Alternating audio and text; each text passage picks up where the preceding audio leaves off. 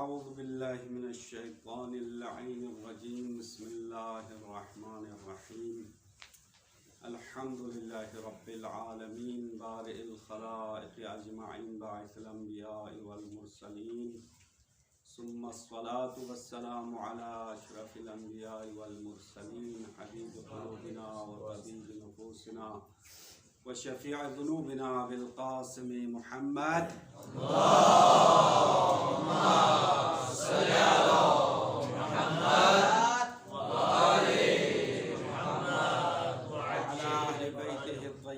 الطاهرين المعصومين المظلومين ولعنة الله على أعدائهم أجمعين من يومنا إلى قيام يوم الدين. أما بعد قال الله الحكيم في كتابه المتين بسم الله الرحمن الرحيم إن الذين يخشون ربهم بالغيب لهم مغفرة وأجر كبير. بر محمد وآل محمد صلوات.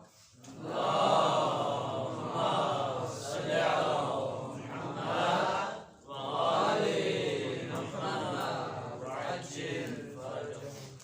قرآن کریم میں بہت ساری آیات ایسی آیتیں ہیں جو اللہ سے ڈرنے اور خوف کے بارے میں نازل ہو گئی ہے.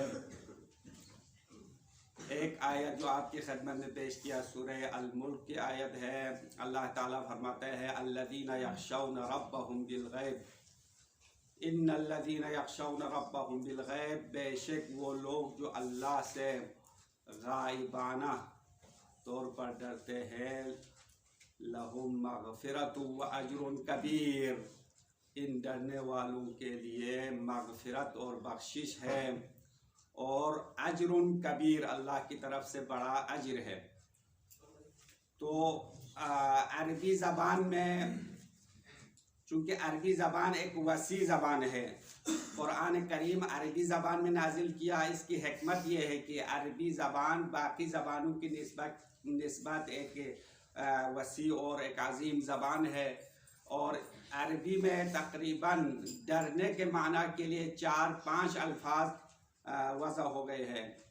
ایک تو خوف، لفظ خافہ ہے، خافہ خوف کا معنی، ڈرنے کا معنی ہے جو عام طور پر استعمال ہوتا ہے. دوسرا جو ہے خشیہ، خشیت. تیسرا لفظ عربی میں خوف کے لیے وضع ہوا ہے وہ خضع، عین کے ساتھ، آخر میں عین ہے، خضوع، خضع. اور چوتھا لفظ وجلہ ہے، وجلہ، یہ بھی ڈرنے کا معنی ہے. الوجل ترسیدن، سرفیل میں جو فارسی سرفیل جو پہلے پڑھتے تھے، ابھی پتہ نہیں اردو والا سرفیل میں ہے یعنی مجھے پتہ نہیں ہے. الوجل ترسیدن، یہ مثال لاتے تھے مثال واوی والے بحث میں کہ وجلا یعنی فاؤل فعل کی جگہ پر واو آیا ہے اس کی مثال میں. وجلا کا معنی بھی ڈرنے کا معنی ہے. تو یہ 4 الفاظ. اور خضع، خشوع، خضوع کہتے ہیں، اردو میں بھی استعمال ہوتا ہے، یہ عربی سے لایا ہے. خضوع کا معنی بھی ڈرنے کا معنی ہے. اب یہ 5 الفاظ جو ہے ہمارے سامنے ہے، قرآن کریم میں بھی یہ تمام الفاظ استعمال ہو گئے ہیں. تو یہ تمام الفاظ ایک معنی کا نہیں ہے، بلکہ ہر لفظ میں الگ الگ مفہوم ہے، الگ الگ معنی ہے. اور چونکہ دوسری زبانیں محدود ہے، اس لیے اس کا ہر لفظ کا الگ ترجمہ نہیں ہو سکتا ہے، سب کا ایک ہی ترجمہ کرتے ہیں. مثلا ڈرنا، اردو میں ایک ہی لفظ ہے، وہی ڈرنا. اما عربی میں یہ 5 الفاظ ہمارے پاس ہے، تو ان الفاظ کی جو آپس میں اختلاف ہے، فرق ہے، اگر ہمارے سمجھ میں آ جائے تو قرآن کریم کی بہت ساری آیتیں ہمارے سمجھ میں آ جائے گی. اور قرآن کریم کے الفاظ اور معانی سمجھنے کے لیے لغت ضروری ہے، علم لغت، ڈکشنری جو عربی میں ہر لفظ کے لیے الگ الگ معنی کیا ہے، وہ لغت بھی ضروری ہے. علم صرف اور علم نحو کے علاوہ، علم ادبیات کے علاوہ علم لغت سے بھی تھوڑی بہت آشنائی ہونی چاہیے، ورنہ قرآن کریم کے الفاظ کا سمجھنا دشوار ہوگا. اور ایک کتاب ہے، مشہور کتاب، بہترین کتاب ہے، قرآن کریم کے الفاظ کی تشریح کی ہے. مفردات راغب کے نام سے ایک کتاب ہے، اور تمام اہل علم نے اس کتاب کو پسند کیا ہے اور مفردات راغب میں فقط وہی الفاظ جو قرآن میں آیا ہے ان کی تشریح کی ہے، تمام الفاظ جو قرآن میں آیا ہے ان کی الگ الگ تشریح کی ہے، اور ہر لفظ کا آپس میں جو اختلاف ہے، فرق ہے، اور جو الفاظ مترادفہ ہے ان سب کو الگ الگ کر کے بیان کیا ہے۔ اور جو قرآن کو سمجھنا چاہتا ہے اس کتاب کا ضرور مطالعہ کرنا پڑتا ہے، ہر قرآن کی آیت کو آپ ترجمہ دیکھ لیں گے یا بہرحال اس کی تفسیر دیکھیں گے تو مفردات راغب یہ معتبر کتاب ہے قرآن کریم کے الفاظ کی تشریح کے سلسلے میں۔ اب یہ تو عربی میں ہے، فارسی میں بھی اس کا ترجمہ شاید آیا ہوگا، اردو میں پتہ نہیں ہے یا نہیں ہے، عربی میں ہے۔ قرآن کی آیتوں میں جو الفاظ آئے ہیں ان میں سے ہر ایک لفظ کی الگ تشریح کی ہے، اور یہ قرآن کے سمجھنے کے لیے بہت اہم کتاب ہے۔ اور اس کتاب میں ان 4 الفاظ کی تشریح کی ہے جو خوف کے معنی میں ہے، ڈرنے کے معنی میں ہے، اور ان میں سے سب سے پہلے لفظ خوف ہے۔ صلوات پڑھیں بر محمد و آل محمد۔ اللہم صلی علی محمد و آل محمد۔ نمبر 1 خوف، خاف یخوف، خوف سے ہے۔ تو یہ خوف کا معنی جو ہے راغب اصفہانی صاحب نے اس طرح کیا، توقع مکروہ عن امارۃ مظنونۃ، یعنی خوف کا مطلب یہ ہے کہ انسان کو کسی چیز سے خطرہ ہو۔ توقع مکروہ، مکروہ یعنی ایک ناپسند چیز آپ کے سامنے ہو، آپ کے لیے کوئی نقصان دہ چیز ہو تو اس سے آپ جو ہے ڈر جاتے ہیں، اس سے نقصان کا اندیشہ ہو، اس کو خوف کہتے ہیں۔ عن امارۃ مظنونۃ او معلومۃ، اب یہ کسی چیز سے آپ کو نقصان اور ضرر کا اندیشہ ہو تو ضرر یا گمان کے حد تک ہے یا یقین کے حد تک ہے۔ بطور مثال آپ رات کے اندھیرے میں کہیں جانے سے ڈرتا ہے۔ کیوں ڈرتے ہیں آپ؟ کیونکہ ممکن ہے، احتمال ہے، یقین تو نہیں ہے کہ رات کے اندھیرے میں کوئی آپ پر حملہ کرے، یا کوئی بیابان میں ہو تو کوئی درندہ حملہ کرے، تو یہ درندہ اور کسی دہشت گرد کا حملہ کرنا یہ مکروہ اور ناپسند چیز ہے، انسان کے لیے ضرر ہے، اس سے آپ جو ہے ڈر جاتا ہے، اور آپ کا ڈرنا یعنی اس ضرر کی وجہ سے ہے جو طرف مقابل کی طرف سے انسان پر وارد ہونے والا ہے، اس کو خوف کہتے ہیں۔ اور خشیت کا معنی ہے خوف یشوبہ التعظیم وَأَكْثَرُ مَا يَكُونُ ذَلِكَ عَنْ عِلْمٍ بِمَا يُخْشَى مِنْهُ۔ خشیت کا مطلب ہے خوف یشوبہ التعظیم، خشیت بھی وہی ڈرنے کا معنی ہے، اما اس میں فرق ہے، دیکھو اس فرق کو سمجھنا ہوگا۔ اللہ سے ڈرنے کا مطلب کیا ہے یہ وضاحت ہے۔ آج میرا مقصد یہ ہے کہ یہ بات پہنچانا ہے، کیونکہ عام طور پر تو کہتے ہیں اللہ سے ڈرنا چاہیے، تو اللہ سے ڈرنے کا کیا مطلب ہے؟ تو یہ تمام الفاظ جو قرآن میں آیا ہے ان کی وضاحت آپ کو سمجھ میں آ جائے تو معلوم ہوگا کہ اللہ سے ڈرنے کا مطلب کیا ہے۔ تو خشیت یہ ہے کہ خوف یشوبہ التعظیم، خشیت ایک ایسا ڈرنا ہے جس کے ساتھ تعظیم بھی ہے۔ وَأَكْثَرُ مَا يَكُونُ ذَلِكَ عَنْ عِلْمٍ بِمَا يُخْشَى مِنْهُ، یہ خشیت کا مفہوم بیان کیا ہے۔ تو خشیت یہ ہے کہ انسان جس چیز سے ڈرتا ہے اس کی احترام اور اس کی عزت اور اس کی تعظیم کو مد نظر رکھتے ہوئے ڈرتا ہے۔ اور یہ تعظیم اور احترام کیسے پیدا ہوتا ہے؟ تو کہتا ہے کہ جس چیز سے یا جس شخصیت سے آپ ڈرتے ہیں اس کے بارے میں آپ کی معرفت کا درجہ جو ہے بلند ہے، یعنی آپ اس کو پہچانتے ہیں، اس وجہ سے اس کی شان اور اس کی مقام اور عظمت سے آپ ڈرتے ہیں۔ خود اس بندے سے ڈرنے سے مراد یہ نہیں ہے کہ جس طرح درندے سے ڈرتا ہے اس طرح ڈرنا مراد نہیں ہوگا، بلکہ ایک عظیم المرتبہ شخصیت آپ کے سامنے ہے اور اس عظیم المرتبہ شخصیت کی شان اور عظمت سے ڈرتا ہے، اور ایسا نہ ہو کہ اس عظیم الشان عظیم المرتبہ انسان یا کوئی اور شخصیت ہو تو اس کے سامنے بے ادبی نہ ہو جائے، اس کے احترام کا لحاظ نہ ہو جائے، ایسی چیزوں کی وجہ سے ڈرنا، یہ خشیت ہے، خشیہ ہے۔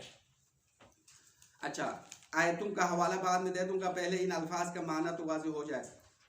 تیسرا لفظ خضوع ہے، خضوع خضع سے ہے، عین آخر میں عین ہے، خضوع۔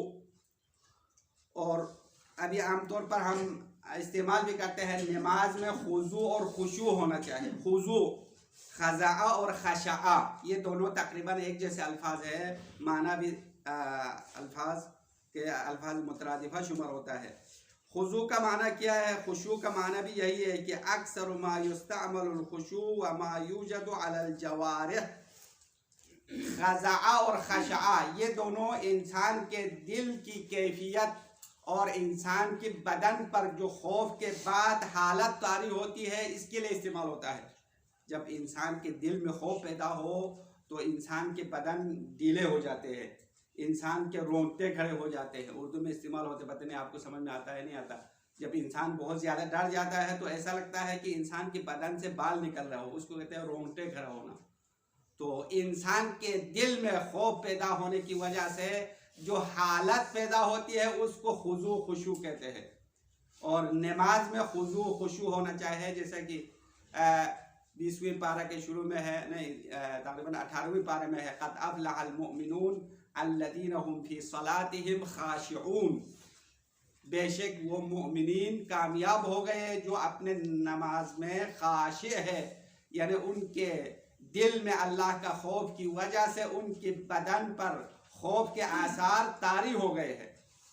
اور اس کی واضح مثالیں چہارہ معصومین کی زندگی ہے، جس طرح حدیث میں آیا ہے کہ امام زین العابدین کے بارے میں روایت ہے، جب امام نماز کے لیے کھڑے ہو جاتے تھے تو آپ کے رنگ تغیر ہوتے تھے، بدن کانپتے تھے۔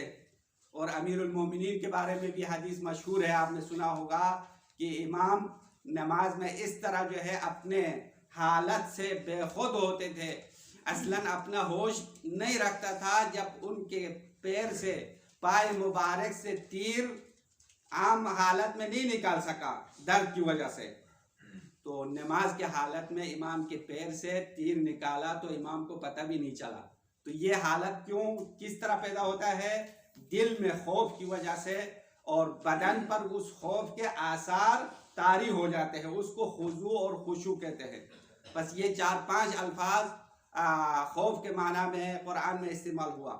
ابھی ہم یہ سوال اٹھاتے ہیں کہ ہم اللہ سے ڈرتے ہیں، تو ڈرنے کا معنی لفظ خافا جو معنی ظاہری ہے اور پہلا ابتدائی معنی ہے، آئے یہی معنی ہے؟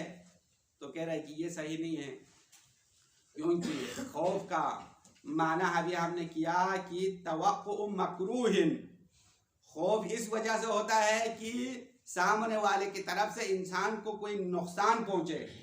تو اللہ سے کوئی نقصان پہنچنے کا خطرہ ہے کیا؟ یعنی آپ اللہ سے ڈرتے ہیں تو اس کا مطلب یہ نہیں کہ جس طرح ایک درندے سے ڈرتا ہے، درندے سے، ایک جن سے، ایک پری سے، چڑیل سے ڈرنا، یہ اللہ سے ڈرنا یہ ایک جیسا نہیں ہوگا، بلکہ اللہ کے لیے لفظ خوف قرآن میں استعمال ہوا ہے، اما اس کے ساتھ ایک شرط ہے، وہ یہ ہے کہ وَمَنْ خَافَ مَقَامَ رَبِّهِ وَنَهَى النَّفْسَ عَنِ الْهَوَىٰ فَإِنَّ الْجَنَّةَ هِيَ الْمَأْوَىٰ۔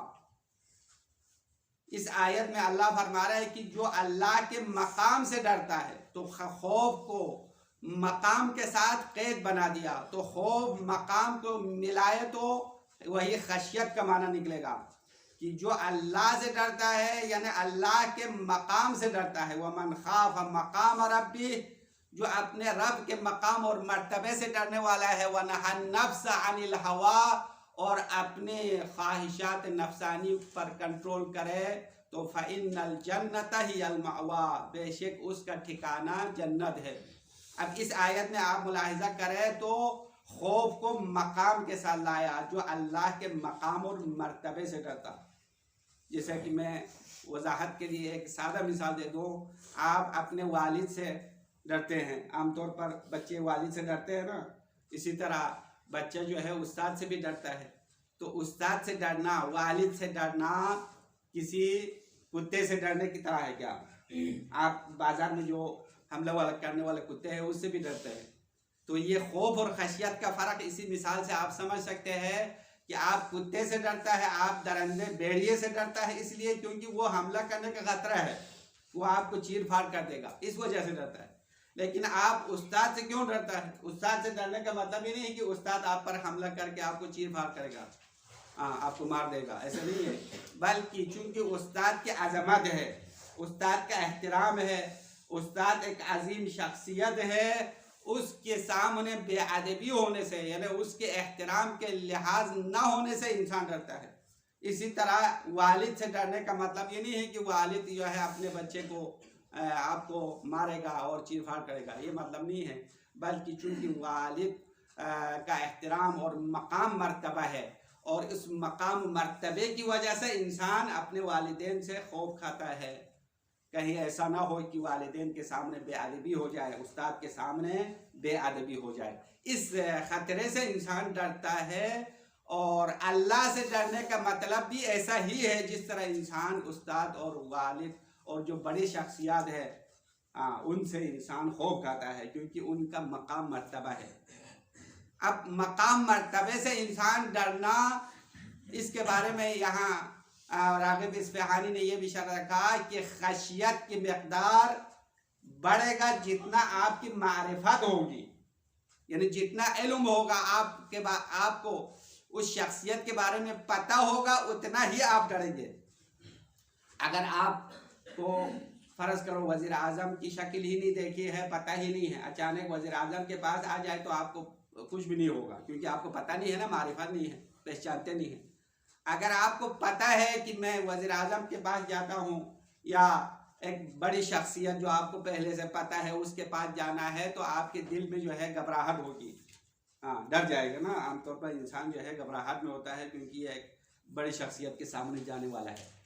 تو یہی صورتحال جو ہے انسان اللہ کے سامنے حاضر ہوتے وقت انسان کے دل میں خشیت ہونی چاہیے، خشعہ اور خضاع، خشوع اور خضوع، اور اللہ سے ڈرنے کا یہی مقصد ہے جو آپ نے تقریباً سمجھا ہوگا۔ تو اللہ سے خوف کرنے کا مطلب یہ ہے کہ اللہ کی عظمت اور اللہ کا جو مقام و مرتبہ ہے جو ہمارے تصور سے بھی بالاتر ہے، اس مقام اور مرتبے کو مد نظر رکھتے ہوئے انسان اللہ سے ڈرنا چاہے، کہیں ایسا نہ ہو کہ اللہ کی نافرمانی ہو جائے اور اللہ کے سامنے اللہ کے احکام کی پامالی نہ ہو جائے۔ ان چیزوں سے انسان ڈرنا چاہے، اور اللہ کے عذاب سے ڈرنا چاہے، اور اللہ کے غضب سے ڈرنا چاہیے، کیونکہ جب اللہ کے احکامات کی آپ نافرمانی کریں گے تو قیامت کے دن اس کی سزا بھی بھگتنا پڑے گا۔ اور سورہ رحمان کی بھی آیت ہے کہ وَمَنْ خَافَ مَقَامَ رَبِّهِ جَنَّتَانِ، تو یہاں پہ بھی خوف کا لفظ مطلق اللہ کے لیے استعمال نہیں ہوا، بلکہ جو اللہ کے مقام سے ڈرتا ہے اس کے لیے جنتان، دو باغ ہے۔ جنت کا اصلی معنی ہے باغ، تو دو باغ ہے۔ تو سورہ رحمان میں بھی آگے سورہ میں بھی دو آیت خشیت کے بارے میں اور خوف کے بارے میں آپ کے سامنے پیش کیا، اور سب سے پہلی آیت جو آپ کے لیے سرنامہ کلام میں نے قرار دیا وہ یہ ہے کہ ان الذین یخشون ربهم بالغیب لهم مغفرۃ واجر کبیر، اس میں بھی خشیت ہے۔ تو خشیت کا لفظ اللہ کے لیے بطور مطلق استعمال کیا گیا ہے، اور اللہ کے لیے وہی خشیت کا مفہوم مناسب ہے۔ اور جہاں پہ قرآن میں خوف کا لفظ اللہ کے لیے استعمال ہوا وہ مقام اور مرتبے کو قید لگایا ہے۔ اس کا مطلب انسان اللہ سے ڈرنے کا اصل مقصد یہ ہے کہ اللہ کی عظمت سے ڈرنا چاہیے، اللہ کی جو قدرت ہے، اللہ کی عظمت ہے، اللہ کی جو شان ہے، اس شان اور مرتبے سے انسان خوف کھانا چاہیے۔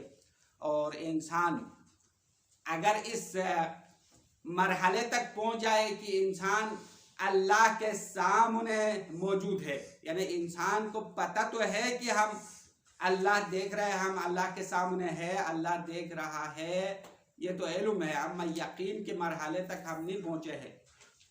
اور قرآن کریم کی مشہور آیت آپ کو پتہ ہے کہ انما یخشی اللہ من عبادہ العلماء، بے شک فقط اور فقط اللہ سے فقط علماء ڈرتے ہیں. یہاں پہ بھی دیکھو خشیت استعمال کیا، لفظ خشیہ، انما یخشی اللہ من عبادہ العلماء. تو علماء فقط اللہ سے ڈرنے کا مطلب کیا ہے؟ چونکہ علماء کے پاس اللہ کی معرفت اور علم زیادہ ہوگا. یعنی اللہ کی عظمت کون جانتے ہیں؟ علماء جانتے ہیں نا. جو علماء، اب علماء کا یہاں پہ عام طور پر لوگوں کے ذہن میں ہے فقط جو مدرسہ پڑھنے والا اس کو علماء کہتے ہیں نا، لیکن یہ مراد نہیں ہے. یہاں پہ علماء معنی عام ہے جو بھی اللہ کی معرفت رکھنے والا ہو، جو اللہ کو پہچاننے والا ہو. اب ضروری نہیں ہے کہ وہ فقط مدرسہ پڑھنے والا ہو، بلکہ بازاری ہو، دکاندار ہو، کوئی بھی کام کرنے والا ہو، لیکن اگر اس کے دل میں اللہ کی عظمت ہو، اللہ کی شان اس کو پتہ ہو، اللہ سے ڈرنے والا ہو، تو وہ اس آیت کی مصداق بن جائے گا. یعنی اللہ کی معرفت رکھنے والے علماء ہے. اب اس میں فقط اور فقط دینی مدارس میں پڑھنے والے علماء شامل نہیں ہے، وہ بھی شامل ہے اما منحصر نہیں ہے. بس یہاں پہ سوال یہی ہے کہ علماء فقط اللہ سے کیوں خشیت رکھتے ہیں؟ کیونکہ ان کی معرفت اور علم زیادہ ہے اللہ کے بارے میں، رسول کے بارے میں. تو امام خمینی رحمۃ اللہ علیہ کا ایک مشہور جملہ ہے کہ عالم محضر خداست، در محضر خدا معصیت نہ کنی. فارسی کا جملہ ہے، میں ترجمہ بھی کروں گا کہ امام خمینی فرماتے تھے کہ عالم یعنی یہ کائنات خدا کے سامنے ہے. محضر یعنی سامنے، ابھی میرے سامنے آپ لوگ بیٹھے ہیں، اسی طرح سب جو ہے ہم سب اللہ کے سامنے ہیں. اللہ دیکھ رہے ہر وقت. اور لا تأخذہ سنۃ ولا نوم، اللہ کو نیند بھی نہیں آتی ہے، اللہ کو اونگ بھی نہیں آتا. آیت الکرسی ہے نا، مشہور آیت ہے کہ لا تأخذہ سنۃ ولا نوم، اللہ کو کبھی غفلت نہیں ہوتی ہے، اللہ کے لیے نیند نہیں ہے، اللہ کے لیے اونگ نہیں ہے. اونگ کا مطلب یہ نا نیند آنے سے پہلے انسان کو یوں جھٹکا آتا ہے نا، اس کو اونگ کہتے ہیں. تو اللہ ہمیشہ چوکس ہے، ہمارے عام اردو میں چوکس ہے، ہمیشہ ہمیں دیکھ رہے ہیں.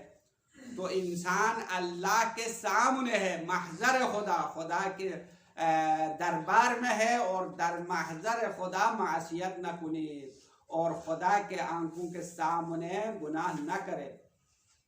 اب اس بات پر انسان کو باور نہیں ہے. دیکھو ابھی ہم عام طور پر گناہ کے لیے ایک چھپنے کی جگہ دیکھتے ہیں، نہیں دیکھتے ہیں. پہلے جو ہے کہ کہیں ایسی جگہ ہو جہاں پہ کوئی نظر نہ کرے، کوئی نہ دیکھے. یعنی عام بندوق سے بھی انسان شرماتا ہے. اگر کوئی 5 سے 6 سال والا بچہ بھی آپ کے سامنے ہو تو آپ گناہ سے شرم آتا ہے، ڈرتا ہے. کیوں ڈرتے ہیں؟ کیونکہ آپ کو پتہ ہے کہ یہ بچہ دیکھ رہا ہے، یقین ہے، یقین ہے دیکھ رہا ہے. اور اس بچے کے سامنے آپ غلط کام نہیں کرتا ہے، کیونکہ آپ کو پتہ ہے کہ یہ بچہ میرے سامنے ہے اور دیکھ رہا ہے. لیکن انسان گناہ کرنے کے لیے ایک ایسی جگہ ڈھونڈتا ہے جو کسی کو نظر نہ آئے، لیکن اس کو یہ پتہ تو ہے کہ اللہ دیکھ رہا ہے، لیکن اس پر یقین نہیں ہے. علم اور یقین دونوں جو ہے زمین آسمان کا فرق ہے. جاننا، علم کا مطلب ہے جاننا، کسی چیز کو آپ جان لیں. یقین کسے کہتے ہیں؟ یقین اور معرفت یہ دونوں تقریباً ایک جیسے الفاظ ہے. کہ یقین انسان دل سے باور کرے، اس پر اعتقاد رکھے، 100% عقیدہ رکھے، اس کو یقین کہتے ہیں. تو انسان اصول دین پر کیا ہے، علم ہونا کافی نہیں ہے، اصول دین کا جاننا کافی نہیں ہے، بلکہ اصول دین پر عقیدہ رکھنا چاہے اور یقین رکھنا چاہے.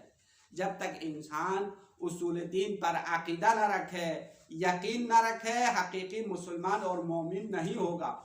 زبانی لا الہ الا اللہ محمد رسول اللہ انسان پڑھے تو ظاہری طور پر مسلمان تو کہلائیں گے، وہ نجس ہونے سے بچ جائے گا، مسلمانوں کے ساتھ رہ سکتا ہے، مسلمان کے ساتھ شادی بھی کر سکتا ہے، مسلمان کے قبر میں دفن بھی کر سکتا ہے قبرستان میں.